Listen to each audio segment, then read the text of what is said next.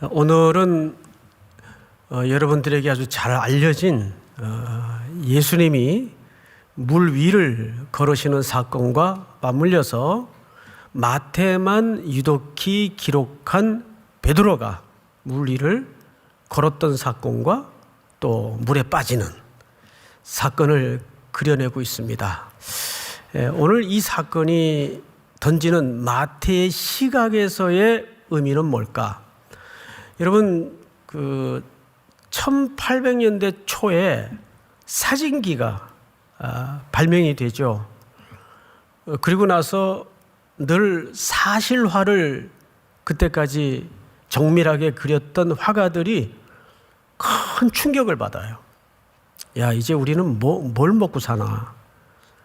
해서 화가들이 혼란을 겪습니다. 그때 여러분들이 잘 아는 모네라는 화가는 아이디어를 내서 그 패러다임을 바꿉니다.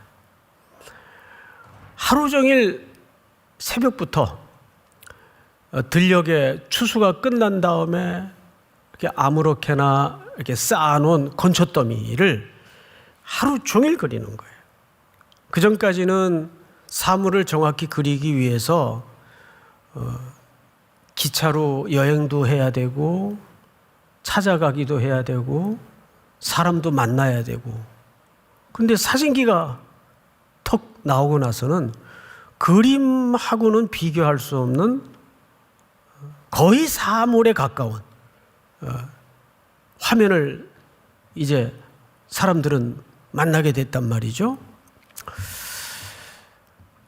하루 종일 건초더미를 그리면서 거기에 이런 느낌들을 열거해 놓습니다. 새벽녘에 뿌옇게 어둠이 거두어지면서 들녘에 보여진 건초더미의 모습, 또 찬란한 태양이 떠오르면서 그 햇살 속에 비춰지는 건초더미의 모습, 뜨거운 정오의 한낮에 그 태양 밑에 아주 절정의 색깔로 모습을 드러내는 건초더미의 모습, 해질 무렵 불타오르는 황혼에 물든 건초더미의 모습, 이게 다 다르더라는 거예요. 사물은 똑같은데 자기 화폭에 그렇게 차이나는, 그리고 일상 속에서 변해가는 스토리를 담아내면서 모네는 굉장히 유명해집니다. 이 이야기가 모네 일상으로의 기적이라는 책에 묘사된 내용들이에요. 저는 이제 그 책을 우연히 이북으로 이제 구매를 해서 지난 주간 이렇게 쭉 읽다가 참 많은 걸 깨닫게 됐습니다. 워낙 이제 미술의 문외한이다 보니까 참 깨달은 바가 많아요. 근데 성경도 똑같아요. 마태복음이 있고 마가복음이 있고 누가복음이 있고 요한복음이 있는데, 이 사건은 공간복음서의 기자의 이야기가 다르고 또 요한복음의 기자의 이야기가 달라요. 근데 스토리는 똑같아요. 그래서 오늘은 그 차이점 중에 마태의 시각은 뭘 담아내고 싶었던 걸까? 뭘 독자들에게 강조하고 싶었던 걸까를 주로 찾아서 또 우리가 만나는 시간을 갖도록 하겠습니다. 우리 마태복음 14장 첫 절 22절을 좀 볼까요?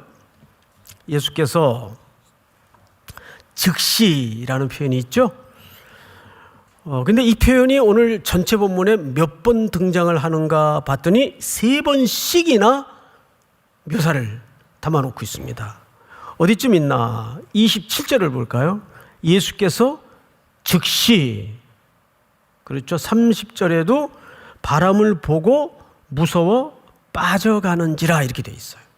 그리고 31절에 보니까 예수께서 즉시. 근데 여러분, 공통점이 뭐죠?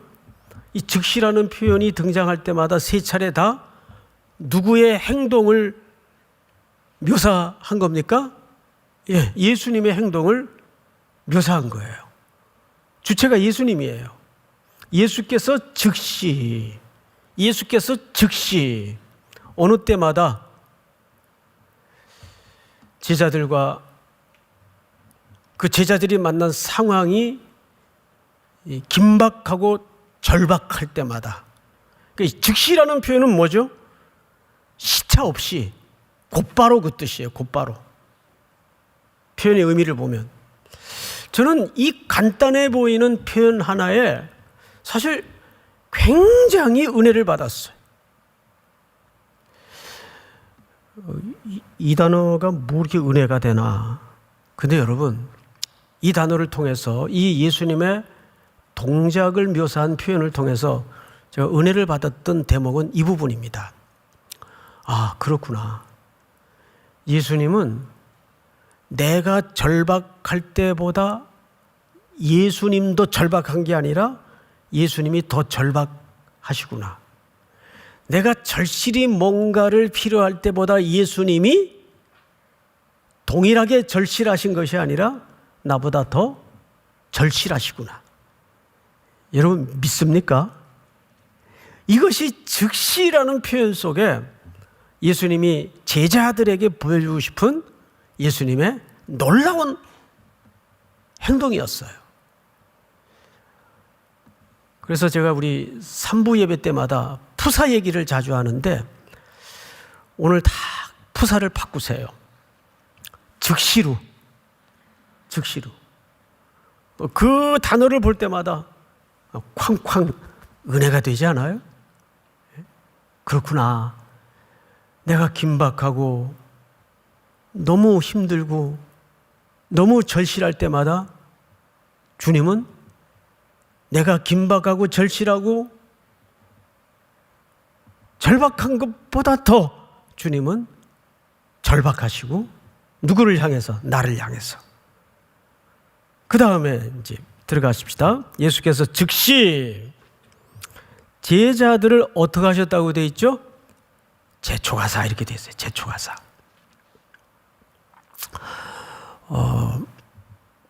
제촉이라는 말은 언제 쓰는 표현입니까? 예를 들어서 엄마들이 집에서 아이들을 요즘 뭐 이렇게 많이 만나잖아요. 하루 종일. 근데 엄마가 재촉해요. 이렇게. 이제는 좀 앉아서 이제 과제도 하고 좀 숙제 좀 해라. 공부 좀 해라. 그러면 지금 이 아이는 뭔가 지금 딴짓을 하고 있다는 거예요. 그렇죠? 그래서 재촉이라는 표현은 엄마가 자기의 본론의 목적대로 아이들을 이끌고 가려고 할 때 재촉을 하는 거예요.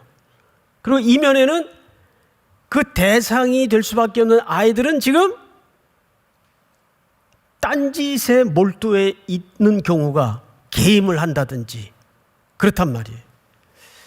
그러면 예수님이 여기서 이 재촉을 누구에게 하시고 계세요? 제자들에게. 그러면 지금 제자들의 생각과 마음의 어떤 품은 계획과 의도들은 지금 예수님의 의도와는 지금 간격이 떨어져 있다는 겁니다. 딴짓에 지금 몰두하고 있다는 거예요. 조금 더 들어가 볼까요? 그러면 무슨 딴짓을 하나 그걸 우리가 좀 알아야 되겠죠. 보십시다. 22절을 보면 자기가 무리를 보내는 동안에 배를 타고 앞서 건너편으로 가게 하시고. 자, 여기 예수님이 제자들을 제쪽에서 빨리 배들 타고 저 건너편으로 먼저 가 있어라. 자기가 뭐 하는 동안에? 무리들을 보내는 동안에. 이 무리들은 지금 어떤 무리였어요? 우리 지난주 설교 내용이 뭐였습니까? 오병이어의 역사였어요. 그리고 그 기적을 제자들이 경험했고 당연히 청중들이 다 지금 이 아무것도 없는 들판에서 겪었어요. 그런데 오늘 마태는 기록하지 않는 기록 하나가 요한복음의 같은 사건에 기록이 되어 있습니다. 뭐냐 하면 저희들이 임금을 삼으려 하사. 누구를? 예수님을. 그러니까 이 무리들은 그 기적을 경험한 다음에 제자들과 함께 어떤 마음을 서서히 갖게 됐는가 하면, 야, 이분이야말로 우리의 허기와 우리의 가난을 틀림없이 해결해 줄 수 있고, 그 정도의 능력이라면 철권의 정권인 로마 정부를 가볍게 제압하고 우리 독립을 꿈꾸던 바로 그 정치적인 메시아, 그 메시아일 수 있겠다. 이분이야말로 우리의 왕이 돼야 된다. 이런 시도나 도모가 있었어요, 없었어요? 있었단 말이에요. 그걸 예수님이 아셨어요. 예수님이 지난주에 오병이어의 역사를 펼쳐 보이셨던 것은 자기는 하늘에서 내려온 생명의 떡이요, 그 떡은 으깨어 부서져 백성들을 영원히 살리는데 쓰임받도록 십자가에 죽기 위해서 오셨다는 것을 설명하는 사건인데, 신학적 오해를 갖게 됐어요, 무리들과 제자들이. 그래서 이들은 서로 붙여놓으면 그 일을 더 크게 증폭시키거나 도모할 우려가 있습니까, 없습니까? 있단 말이에요. 틀림없이 있단 말이에요. 그래서 이들을 분리시키는 겁니다. 그래서 너희들 빨리 배 타고 바다 건너편으로, 거기가 게네사렛이죠? 가 있어라. 내가 이 무리를 보낼게. 분리시켜 놓는 거예요. 또 한켠에 우리가 이런 생각도 가능하겠죠? 만약에 제가 모시고 다니던 선생님이 이런 어마어마한 역사를 일으키고 구름대같이 청중들이 모여서 송택은 이런다면 그 따르던 제자들이 얼마나 으쓱하고 그 크기, 청중의 규모에 도취되고 싶거나 그런 마음이 있었겠습니까? 그걸 일순간에 거품을 빼버리고 분리시키는 겁니다. 이게 아주 중요한 문제예요.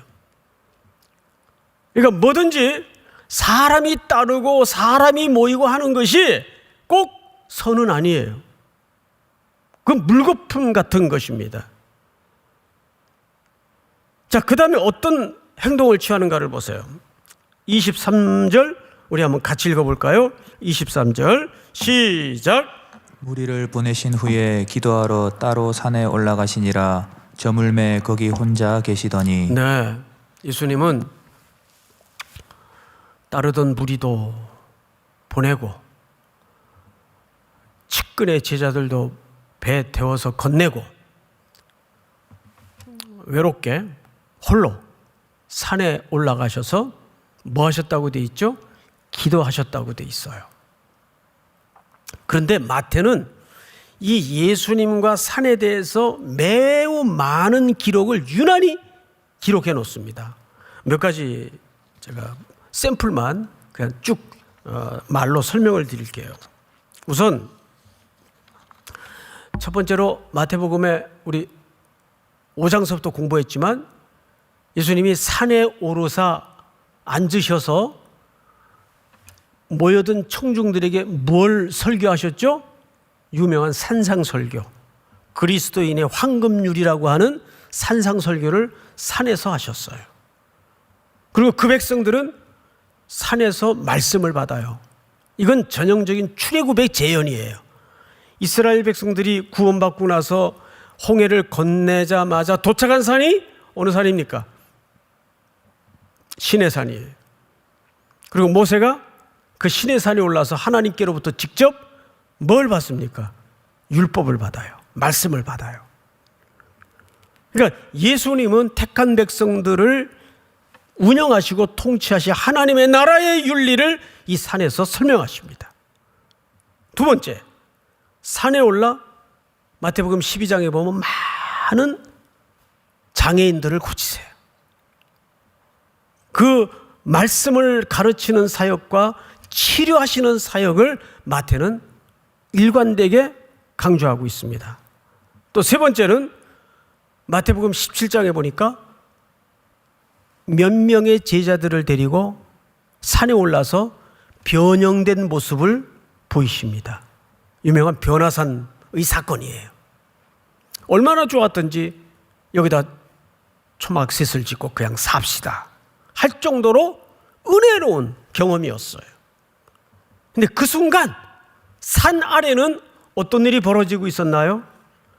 귀먹고 말 못하는 불에도 넘어지고 물에도 넘어져 귀신에게 제압당했던 한 아이를 아버지가 남겨졌던 제자들에게 데려왔어요. 이 아이를 좀 어떻게 해 주십시오. 별별 수단을 다 동원해도 그 병든 귀신 들린 아이를 고치지 못했습니다. 그때 예수님이 산 위에서 내려오세요. 어떤 현장으로? 귀신이 지배하는 현장으로. 근데 오늘 그림이 정확하게 같은 그림이에요. 볼까요? 본문을 보십시다. 24절. 배가 이미 육지에서 술이나 떠나서 바람이 거스림으로 물결로 말미암아 고난을 당하더라. 자, 이 현장은 바다입니다. 바다. 여러분, 성경에서 바다는 죽음을 상징하는 공간이에요.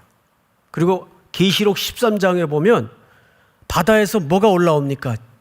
용에게로부터 고난을 부여받은 못된 짐승이 올라와서 신성모독이라는 이름표를 붙이고 누구를 공격하기 시작하죠? 성도를 공격하기 시작합니다.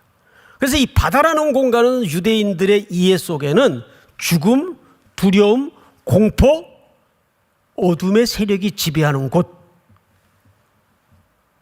바로 거기가 바다예요. 근데 오늘 보니까 이 바다에서 제자들이 물결로 말미암아 뭘 당하더라? 고난을 당하더라. 이걸 산에서 기도하시던 예수님이 아시고 그 산에서 내려오세요. 산에서 내려오세요. 기독교는 산에만 있으면 안 돼요. 우리 중고등학교 때 여름에 겨울에 수련회 가죠. 수련회 가면 너무 좋아요.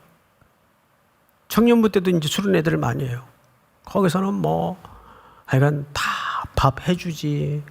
여러분, 이 남의 밥 먹는 게 참 맛있어요. 그런데 우리 여성분들은 자기가 다 밥을 해 먹어야 되잖아요. 그래서 남자분들이 가끔은 아내들을 외식을 시켜야 돼요. 그 짧은 순간이 얼마나 여성들에게는 깊은 행복감을 주는지 몰라요. 그런데 예수님께서 산에서 내려오셔서 그 바다 가운데 고난을 받고 있는 제자들에게 도착하십니다. 근데 오실 때 어떻게 오셨어요? 철복 물 위를 걸어서 오셨어요. 그게 무슨 뜻일까요? 여기에 이제 신학적 담론을 우리가 이해해야 되는데, 죽음을 지배하고 어둠의 세력과 권세를 지배하시는 하나님의 아들로 오시는 거예요. 그런데 이 맹꽁이 같은 제자들이 그걸 뭘로 이해했죠? 유령으로 봤어요. 유령. 말이 유령이지 귀신이다 소리치는 거예요. 귀신이다. 근데 여러분, 그게 이상한 겁니까? 그러면 저나 여러분 같으면 그때가 제일 어두운 밤인데, 밤 사경이니까 새벽 3시가 이제 넘어가고 있는데 아무것도 안 보이는 칠흑 같은 바다에 저 위에서 희끄무른 게 철벅 걸어오는데 어느 제자가 아이고 예수님이시네요. 할렐루야. 그러겠어요, 여러분? 예? 저 같아도 기겁을 했을 거예요. 저는 또 이 수영도 못하는 데다가 물을 너무 무서워해요. 너무 물을. 정말 물은 무서워요. 여러분, 물에 빠져 죽을 뻔한 경험을 갖지 않고는 말을 하지 마세요. 저는 물에 죽을 뻔했던 게 딱 2번 있었어요. 한 번은 배 타고 가다가 풍랑을 만나서 어느 섬에 어느 목사님 따라 들어가다가 죽을 뻔했어요. 진짜 거짓말 안 보태고, 이게 배라면 배가 파도 위에 떠밀려 가는데 파도가 치면 배가 이렇게 서요. 실제 배가 이렇게 서요. 그 배 안에 한번 타본 적 있어요? 예? 아, 이렇게 죽는구나 싶더라고요. 근데 한 번은 또 강원도에서 물놀이를 하다가, 그때 저희가 강원도에 살았어요. 아버지가 군인이니까 이사를 많이 다녔어요. 팔도강산으로. 그 원주에 쌍다리 밑에 그 개천 정도 되는데, 어릴 때니까 깊었겠죠. 수영을 하다가 밑에 이런 쇠꼬챙이가 물이 뿌여니까 안 보였죠. 그리고는 거기서 동네 형들하고 놀다가 뭐 이렇게 섬찟하게 지나가요. 여기가 이렇게. 아마 제가 그 당시에 살이 통통했으니까 살았지, 예? 삐쩍 말랐으면 이 갈비가 다 드러났을 거예요. 그 나와 보니까 여기가 열어져 있는 거예요. 이쪽이. 지금도 이 세월이 오래돼서 어느 쪽인지 지금 모르겠는데 그 이런 흉터가 있어요. 그래서 제가 어디 가든지 옷을 잘 안 벗어요. 예. 자, 그런데 그렇게 물을 무서워하게 됐는데 진짜 어둠의 바다예요. 얼마나 무섭겠어요. 귀신이다 소리쳤어요. 자, 그런데 성경을 잘 보십시다. 예수께서 즉시 이르시되, 여기서부터 따라합니다. 안심하라. 나니 두려워하지 말라. 이 세 단어를 기억하세요. 자, 저를 보시고 안심하라. 나다. 두려워하지 마라. 여기에서 여러분 판단에 제일 중요한 단어는 어느 단어일 것 같습니까? 자, 안심해라. 나다. 두려워하지 마라. 어느 단어가 제일 중요할 것 같아요? 에? 나다. 이젠 눈치들이 빨라가지고 예, 그 단어가 사실은 오늘 전체 이야기의 절정의 단어입니다. 이 단어는 용법이 그 유명한 에고 에이미, 나는 나다 그 뜻이에요. 나는 나다가 히브리 말로는 여호와, 여호와는 이름이 아니에요. 하나님의 존재에 대한 설명이지 이름이 아니에요. 하나님은 이름이 필요 있어요, 없어요? 없어요. 여호와라는 말은 I am that I am. 나는 나다. 누가 너를 보냈냐 그러면 제가 뭐라고 대답을 할까요? 하나님하고 모세의 대화죠. 그러니까 하나님이 나는 여호와라. 그 말은 에고 에이미, 나는 나다. 근데 이 말이 왜 중요하냐 하면 지금부터 여러분들이 잘 들으셔야 돼요. 나는 나다라는 말은 예수님이 자기를 설명하기 위한, 자기 이름을 쟤들이 물어보니까 나야 나 이렇게 설명에 대한 반응으로서의 대답이 아니에요. 이 말은 이걸 제 조부러운 언어의 한계 때문에 설명이 될까 모르겠습니다만은 이거는 모든 일반 원리와 이성과 그 이상을 넘어가는 자기 설명이에요. 그러니까 이걸 뭐라 그래? 레벨이 다르다는 말도 부족해요. 차원이 다른 거예요. 나는 나다. 나는 하나님이다 그 뜻이에요. 피조물에 연결된 어떤 것과도 나는 독자적이고 독립적이다. 나는 너희들이 생각하는 이 모든 물질계 이상의 어떤 주이다 그 뜻이에요. 창조주이다 그 뜻이에요. 나는 나다. 근데 우리가 이 언어 속으로 들어갈 수 있어야 돼요. 이 나는 나다라는 주님의 설명 안으로 들어가면 우리의 이해와 삶의 원리가 어떻게 달라지냐 하면,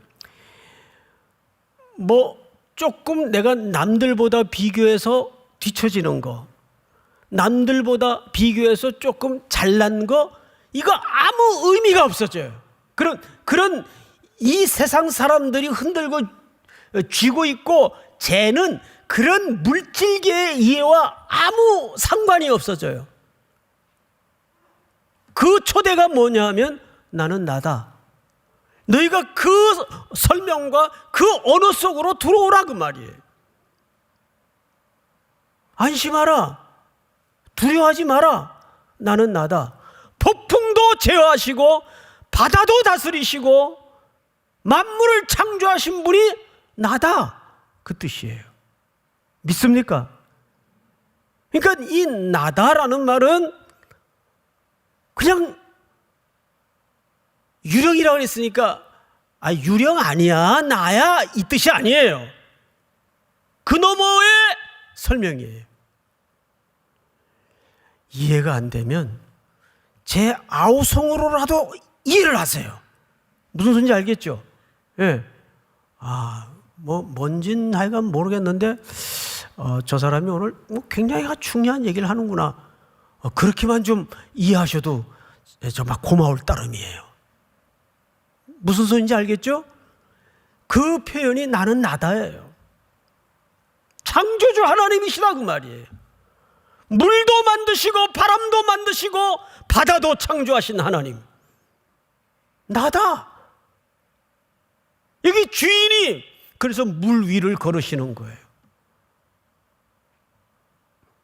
여러분들이 그 초대와 그 언어 속으로 들어올 수 있어야 돼. 이걸 깨닫는 순간 바울을 가리켜서 성경은 세상이 감당하지 못했던 사람이라고 고백합니다. 감옥에 집어넣었더니 감옥에서 찬양을 해요.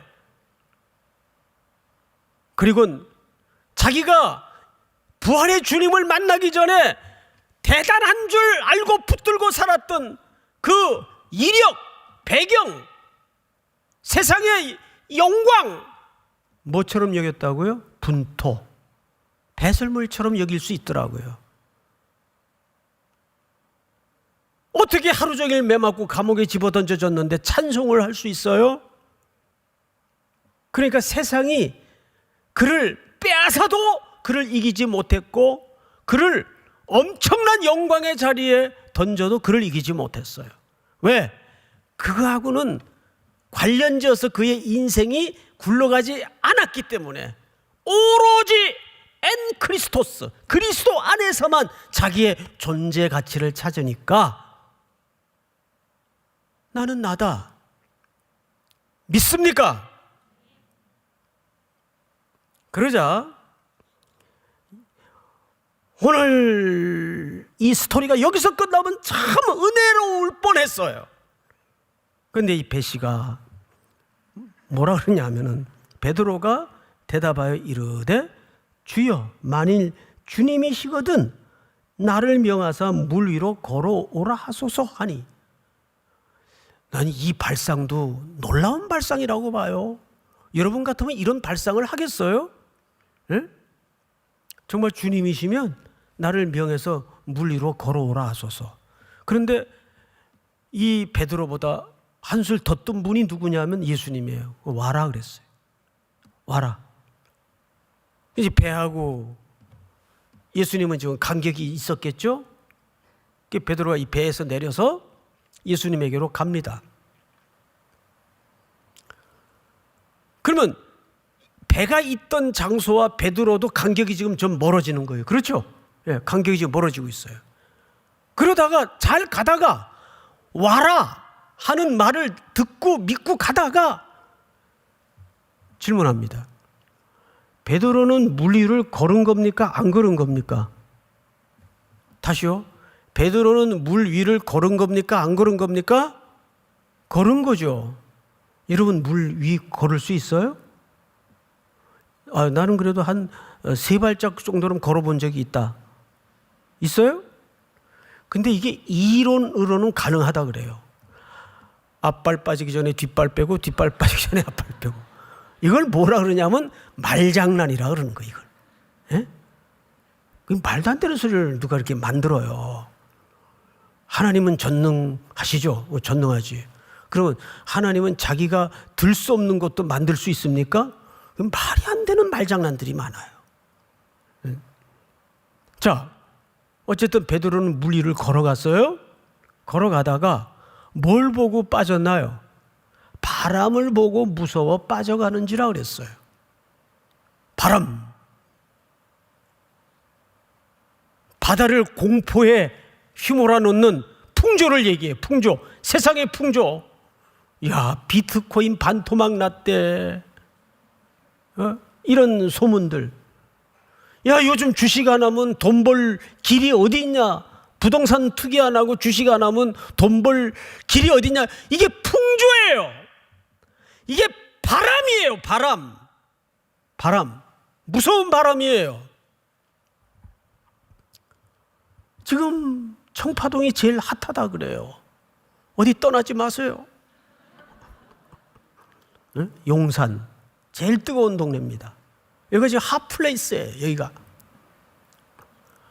그런데 바람을 보고 무서워 빠져가는지라 그 바람의 위력 앞에 베드로는 그냥 곤도박질합니다. 그런데 성경을 보시면 몇 절을 보시냐면 32절 배에 함께 오름에 이렇게 돼 있어요. 앞을 보세요. 배에 어떻게 올랐어요? 누구와 함께 올랐다는 얘기예요? 예수님과 함께 올랐어요. 그러면 빠졌던 자리에서 간격이 이미 조금 멀어진 배까지 예수님과 함께 걸어서 배에 올랐다는 얘기예요. 그러면 실질적으로 베드로는 몇 번 물을 걸은 겁니까? 2번 걸었어요. 예수님에게로 갈 때 한 번 걷다가 그 첫 번째 기적은 바람 보고 바로 곤두박질하는 기적이었어요. 그런데 2번째 물 위로 걸었을 때는 빠졌어요? 안 빠졌어요? 안 빠졌어요. 왜 안 빠졌나요? 예수님이 함께 하셨기 때문에. 그거 답이 돼요. 당연히 예수님이 함께 하셨기 때문에 안 빠졌어요. 그리고 2번째는 바람은 그런데 불고 있었어요? 안 불고 있었어요? 불고 있었어요.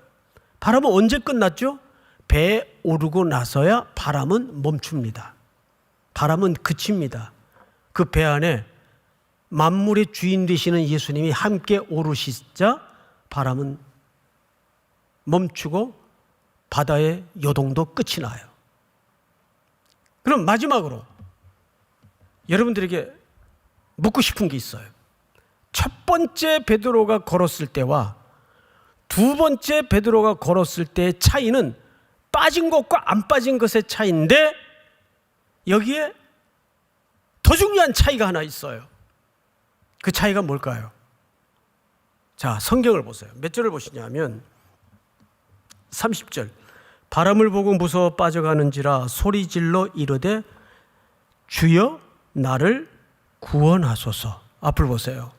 이 주여 나를 구원하소서는 오늘 나다라는 예수님의 에고 에이미와 함께 쌍벽을 이루는 중요한 질서입니다.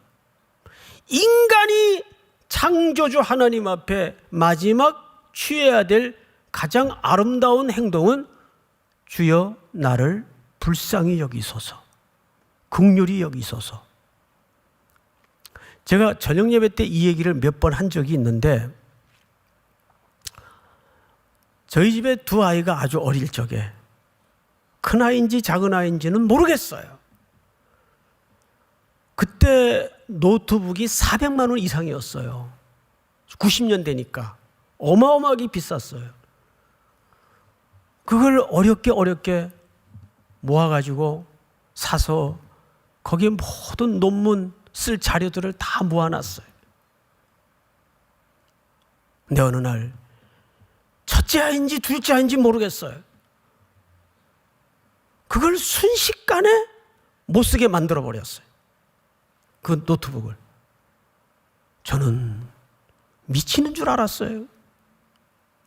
그걸 다시 워드 작업해서 넣을 수도 없고 다 망가진 거예요. 그래서 사색이 된 둘째 아이인지 첫째 아이인지 모르겠어요. 그 아이를 앉혀놓고 고래고래 소리를 질렀어요. 너 이게 얼마짜리인지를 아냐? 걔가 어떻게 알아요? 에? 이제 뭐 한 3살, 4살 그럴 때인데 어떻게 알아요? 너 이 안에 뭐가 들었는지 알아? 걔가 어떻게 알아요? 그런데 표정을 보니까 아빠 얼굴이 자기 짧은 인생에 한 번도 보지 못한 표정이에요. 거의 집어삼킬 듯한 사단의 얼굴을 하고 자기를 야단치는 그 아빠를 본 적이 없어요. 그러자 야단 맞던 아이가 얼굴이 슬그머니 붉어지고 실룩거리기 시작하더니 왕 하고 터뜨리면서 제품에 달려들었어요. 그때 제가 저리 가! 그랬겠어요? 내가 누구예요? 아버지란 말이에요. 아버지, 아빠! 그걸로 끝났어요. 아이고, 무서웠지? 다시는 그러지 마라. 그거 끝난 거예요. 그때 저는 그 아이에게로부터 아주 큰 교훈을 받았어요. 그래, 수백만 원이 아니라 수천만 원짜리라도 아버지 품에 달려들면 그걸로 된 거지. 하나님이 우리를 향해서 그러세요. 오늘 이 베드로의 사건 속의 백미는 베드로의 절규예요. 주여! 내가 지금 죽게 됐습니다. 나를 살려주세요. 최고의 성도들이 마지막까지 붙들어야 될 진실입니다. 믿습니까? 오늘 이 말씀이 또 한 주를 살아내는 여러분들에게 깊은 교훈과 원리가 될 수 있기를 축복합니다. 다 일어나십시다.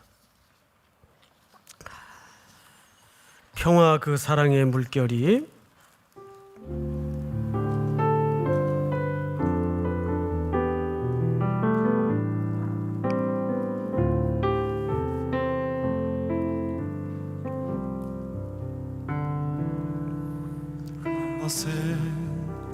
풍랑을 넘어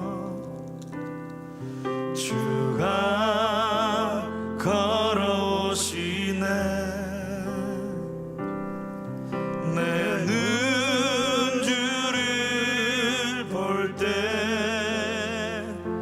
상황을 넘어 평화가 내게 임하네. 삶의 파도를 넘어 삶의 파도를 넘어 주가 찾아오시네.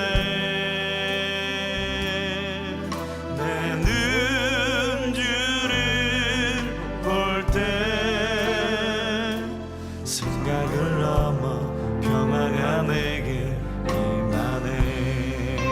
평화 평화 평화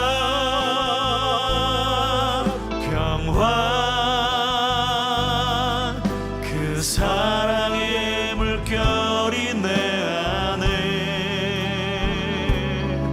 주님 내 삶의 주인 되시니 오늘도 난 이 풍랑을 건네. 평화 평화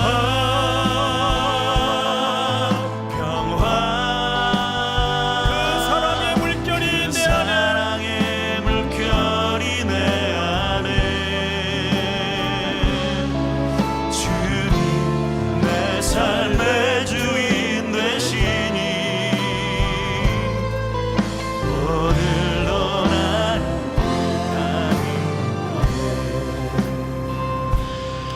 우리 한번 머리 숙여 기도합시다. 여러분, 이렇게 기도해 주세요.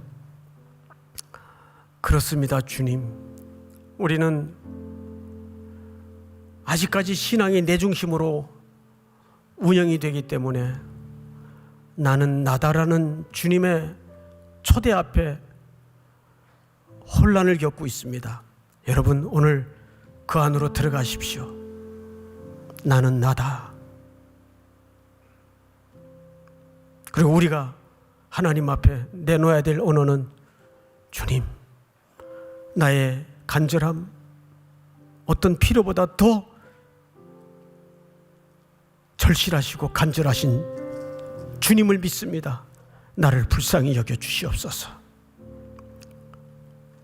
우리 한번 주여 부른 다음에 소리내어 통성으로 기도하십시다. 주여.